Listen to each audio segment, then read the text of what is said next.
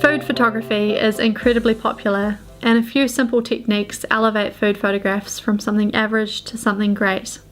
The first technique is to photograph food with natural window light. It's the best lighting for food because it creates soft directional light which adds a small amount of dimension without any harsh shadow. This simple food photograph by Brooke Cagle is a good example of window light offering soft dimension and natural colour to the image. The limited colour palette works well in this photo, particularly because she has placed the bread on this white cloth, giving it distinction from similarly coloured wood and background elements. For food photography, perspective is important.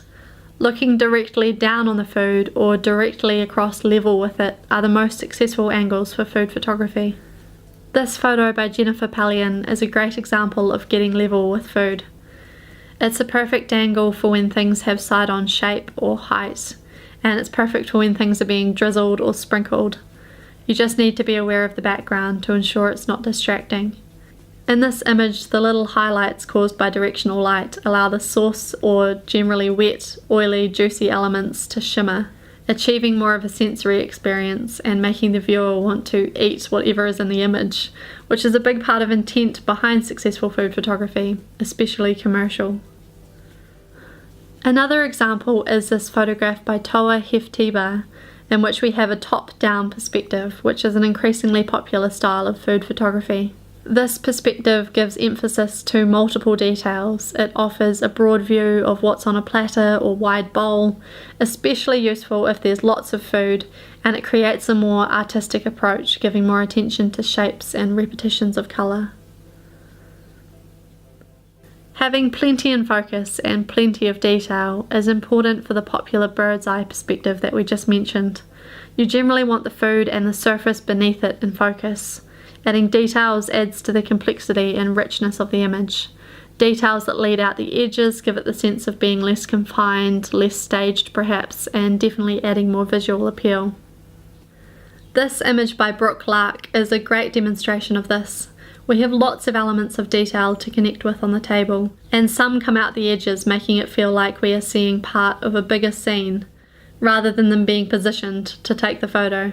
The limited palette for all the surrounding elements helps to not conflict with the colourful arrangement in the middle, and also helps to draw our focus into it. Another example is this photo by Neha Desmukh, where having these details spilling out over the surface adds interest, repetition, and additional focal points for our eyes to explore.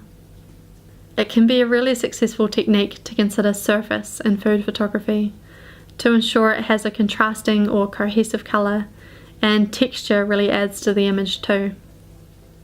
Dennis Prescott is an awesome food photographer and cook. He is the master of surfaces in food photography, I think. In this photo he uses this blue textured background to complement and contrast the yellow curry. A piece of advice he has for food photography is to go to thrift shops and look out for interesting utensils, kitchenware, pieces of wood, and so on.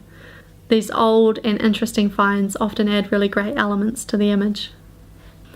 We've touched on this, but colour is a really strong tool in food photography. Repeating colour or limiting colour are both valuable mechanisms.